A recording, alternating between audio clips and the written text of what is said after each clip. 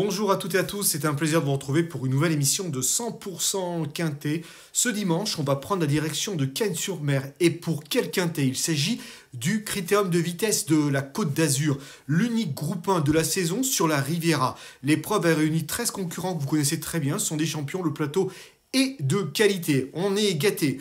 Un des challenges de cette épreuve, c'est Vivid Wise qui va tenter de remporter pour la 4e fois ce critérium de vitesse de la Côte d'Azur, ce qui serait un record tout de même historique. Allez, on va entrer dans le vif du sujet en prenant plaisir à faire le papier, mais dans un premier temps, on va brosser le tableau des partants pour jauger des forces en présence. Allez, dans cette épreuve disputée sur le mile, c'est Vernissage Griff, l'As, qui ouvre le bal du tableau des partants. Alors c'est vrai qu'il n'a pas été revu depuis plusieurs semaines. Il a dû renoncer justement au Prix d'Amérique pour un problème d'un poumon sale.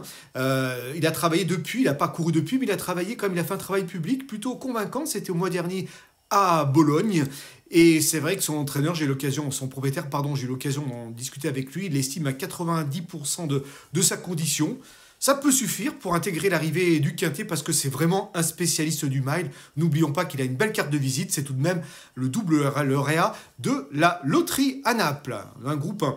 Le numéro 2, c'est Emeraude de B. Dans ce groupe 1, elle n'a été battue l'an passé que par Vivid Wise. Vraiment, dans les tout derniers mètres, elle n'a pas été déméritée. Elle a vraiment s'est inclinée avec les honneurs. Et c'est peut-être l'heure de la revanche pour Emeraude de B parce qu'elle est vraiment bien placée derrière les ailes de l'Autosarc. Le numéro 2.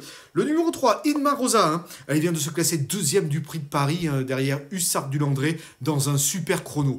Elle est nantie du numéro 3, plutôt favorable, et s'il y a du rythme, elle est capable de bien faire. Le numéro 4, Gone Boy, alors c'est une des révélations, bien sûr, l'une des stars plutôt de l'hiver dernier à Vincennes. Il a terminé 4e du Prix d'Amérique et 2e du Prix de France. À chaque fois, il a crevé l'écran. Là, il restera ferré par rapport à ses deux dernières tentatives, mais tout de même, il possède de solides références avec ses fers et il a un tout premier rôle à jouer pour la victoire. Le numéro 5, Vivid Wise, il a remporté déjà 3 fois ce critérium de vitesse de la Côte d'Azur. C'est le roi de Cagnes-sur-Mer. J'y crois pour pour inscrire une 4e fois ce prestigieux groupe 1 à son palmarès. Le 6, c'est Hooker Berry. C'est vrai que c'est le vainqueur du Prix d'Amérique 2023. Il est peut-être un petit peu moins tranchant que l'hiver dernier, mais tout de même, il vient de se classer 3e du Prix de Paris. La seule petite chose, c'est que sur les parcours de vitesse, il n'a pas véritablement réussi à ce jour. Il avait gagné sur la distance du mile, c'était dans le prix Henri Croivoisier dans sa jeunesse. Mais c'est vrai que il est plus à son affaire sur les parcours de tenue. Malgré tout, il conserve sa chance, bien sûr, pour les places. Attention à lui, parce que c'est un très très bon finisseur. Et la longue ligne droite peut servir, bien sûr, ses intérêts. Le numéro 7, Bluff Dipa. Alors, c'est un sujet de classe. Malheureusement, il va effectuer une rentrée. Mais tout de même, il a tiré le numéro 7 ou 6, ce qui tempère un peu mon optimisme. Mais malgré tout, je m'en méfie pour une place en fin de combinaison parce que franchement, le mile, c'est son truc et il possède des solides références. Pourquoi pas sur sa fraîcheur. Le numéro 8, Capital Mail. Il vient d'effectuer une rentrée. C'était à Milan. Et ce jour-là, il gagnait facilement. Voilà, cet ancien pensionnaire de Fabrice Hulot a rejoint les box de Gennaro Casilo. Il m'a dit que le cheval était bien. Il est monté en condition depuis cette tentative-là. Le seul petit X, c'est ce numéro 8. Mais malgré tout, il conserve sa chance. Alors peut-être pas pour la victoire avec le numéro 8, mais quand même pour une belle place. Il faut plutôt l'envisager pour une place avant le coup. Le numéro 9, Eliade Dugoutier, elle est barrée par meilleur au papier, mais en faisant le petit parcours, pourquoi pas, elle peut venir grappiller une petite place à l'arrivée. Le numéro 10, Dauteur AS, alors c'est probablement la meilleure femelle de 5 ans de sa génération en Italie. Là, c'est vrai qu'il y a quand même un bon lot. Malgré tout, si elle se fait ramener, elle est capable de bien sprinter à la fin et venir elle aussi, pourquoi pas grappiller une petite place, une cote intéressante. Le numéro 11, Imatra AM, on l'a vu terminer quand même 3e d'Idaho Tillard, c'était l'hiver dernier à Vincennes, 2e de l'Oise Kappa à Vincennes aussi, tout en devançant le bon Bello Jepson. Pourquoi pas, avec le bon parcours, elle est capable aussi de grappiller une place, elle aussi. Le 12, Dear Friend, à 11 ans, elle est toujours aussi pimpante, j'ai envie de dire, elle a pas perdu encore, elle a toutes ses ressources encore, mais elle est peut-être un peu moins tranchante, mais elle a quand même encore pas mal de peps.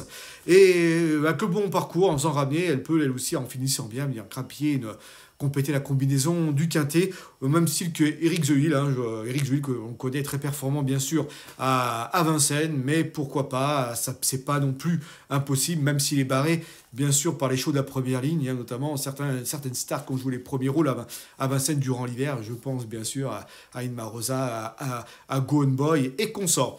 Allez, sans plus attendre, il est temps de passer à la rubrique Notre choix.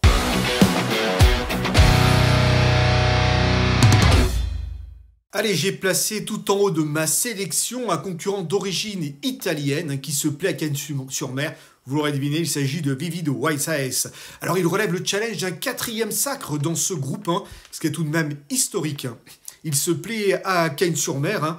Dans le Prix de France, malheureusement, il était obligé un peu de dégainer à pratiquement 900 mètres de l'arrivée pour pas se faire enfermer par le wagon 3.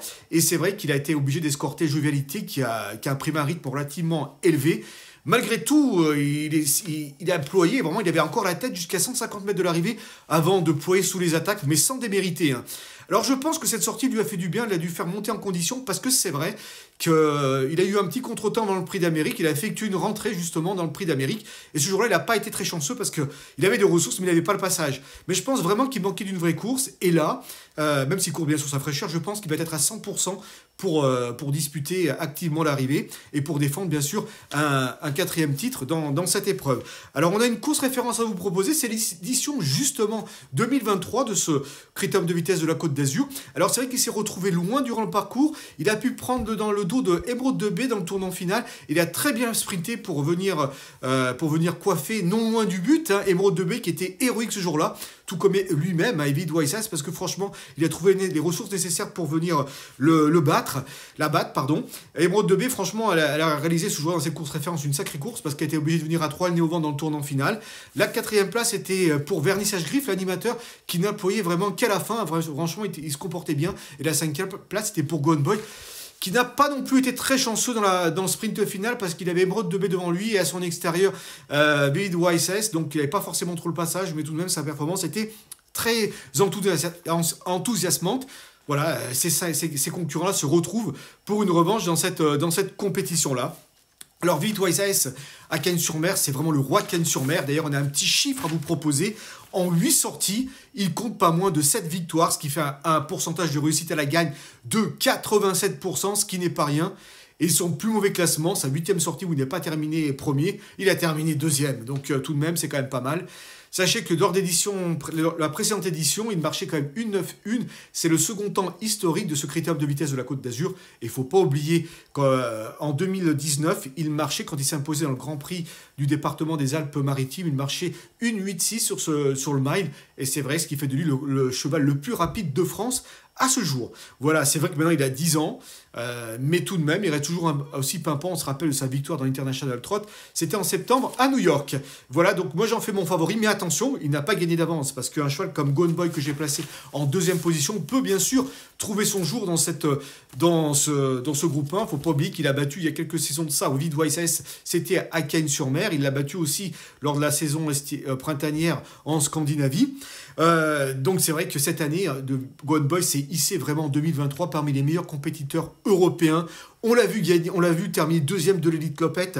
On l'a vu gagner le Grand Prix de Wallonie à Mons. On l'a vu terminer 2e d'Onec dans la finale de l'UET Elite Circuit. Hein. Il battait notamment Vivid Wise, donc ce qui est pas rien. Et toutes ces performances ont eu lieu en étant ferrées, comme pour ce critérium de vitesse de la Côte d'Azur. Donc voilà, c'est vrai que même si c'est vrai que ces deux dernières tentatives, que ce soit dans le Prix d'Amérique où il crevait l'écran en étant déféré des 4 pieds pour la première fois, ou encore dans le Prix de Paris, dans le Prix de France où il était déféré des 4 pieds, là il revient à une configuration un peu plus logique, un peu plus habituelle en étant ferré.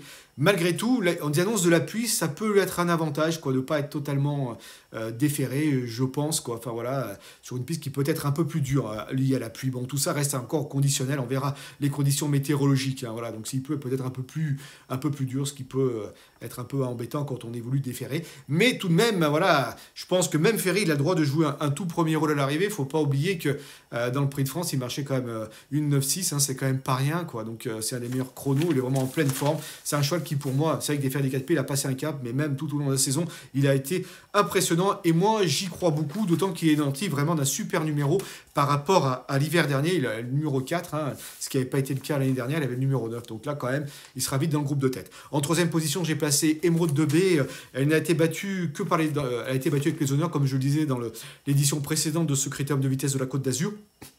Ouais, donc voilà, et dernièrement, dans le Prix de France, quand même, c'était vraiment super parce qu'elle n'a pas totalement trouvé le passage, elle a repiqué côté corde dans la ligne droite, et franchement, elle a vraiment bien terminé, elle a affiché 1,97, hein, quand même, c'est pas mal à son âge, hein, enfin, franchement, elle est toujours aussi pimpante, elle n'a rien perdu de sa superbe, elle est peut-être même meilleure que jamais, j'ai envie de dire. Faut pas oublier qu'elle a terminé avant deuxième du Prix de Bourgogne et qu'elle n'a pas été chanceuse, bien sûr, dans le Prix d'Amérique. Donc voilà, moi j'y crois beaucoup. Dans le Prix de Bourgogne, elle battait quand même un pion d'MBDSM qui disposerait bien sûr d'une super chance dans cette épreuve. Voilà, c'est vraiment une pisteuse cette jument-là. Le numéro 2, elle pourra se faire couvrir, être à proximité des premiers. Moi j'y crois beaucoup. Hein. Et franchement, si elle peut être dès qu'elle est entrée de la ligne droite, si tout se passe bien et s'il y a du rythme, elle est capable d'en faire souffrir plus un et pourquoi pas même s'imposer, sait-on jamais. Hein. Voilà, donc elle peut trouver son jour de gloire dans cette épreuve. Ça sera pas simple, mais c'est pas non plus impossible. Le numéro 3, Inma Rosa, je la classe en 4e position. Elle a réalisé vraiment un super meeting d'hiver à l'image de sa deuxième place dans le Prix de Paris. Hein, quand même, elle a affiché 1,12,1 sur les 4150 mètres du parcours derrière Hussard du Landré. C'est vraiment une super réduction sur une telle distance. Voilà, donc elle a tiré le numéro 3. J'espère juste qu'elle n'a pas pris trop dur, hein, parce que c'est vrai que c'est quand même des courses qui sont pas simples à encaisser.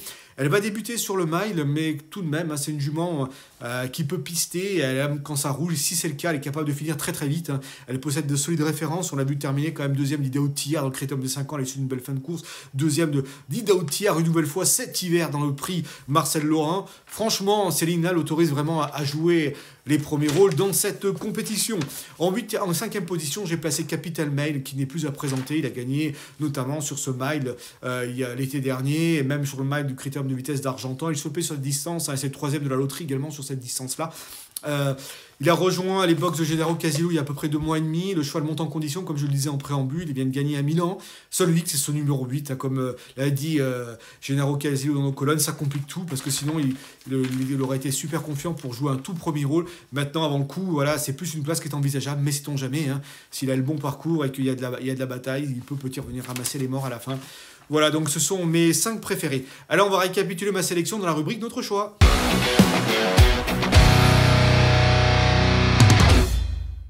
Allez, il est temps de récapituler ma sélection dans la rubrique Notre choix. J'ai placé tout en haut le numéro 5 Vivid Wise AS, suivi du 4 Gone Boy, suivi du 2 Emeraude 2B, suivi du 5 Inma Rosa et du 8 Capital Mail. 3 autres chevaux pour compléter une sélection en 8. Le Las Vernissage Griffe, attention à lui parce qu'il se plaît sur le mail, comme je le dis. Et quand même, il revient bien durant la belle saison, même s'il n'a pas couru récemment. Il peut se placer, à l'instar de Blav Dipa, le numéro 7. Pourquoi pas sur sa fraîcheur parce que c'est un élément qui possède des références. Et le 6 Hookerberry. Un petit cheval pour du jour également, c'est une jument, toujours à Cannes-sur-Mer, c'est 306. Il s'agit de Amélie Mabel, que l'on a vu justement, qui est en forme déjà d'une, hein, qui a des bonnes performances en Italie, et qu'on avait vu par le passé gagner à Vincennes. Hein, c'était dans une épreuve à Vincennes, justement, face à la bonne Gold Voice. Hein, il y a quelques saisons de cela, mais tout de même, c'est une jument qui a de la qualité. Et je pense que pour son retour en France, elle peut bien faire. Eh bien, écoutez, laissez-moi vous remercier de votre fidélité, et je vous souhaite un très bon Critérium de vitesse à tous, et prenez plaisir. Et je vous dis à très bientôt pour une nouvelle émission de 100% Quintet. Merci à vous d'avoir suivi cette vidéo. Alors pour vous abonner à notre chaîne YouTube, c'est ici. Et pour suivre encore plus de vidéos Paris Turf, c'est de ce côté.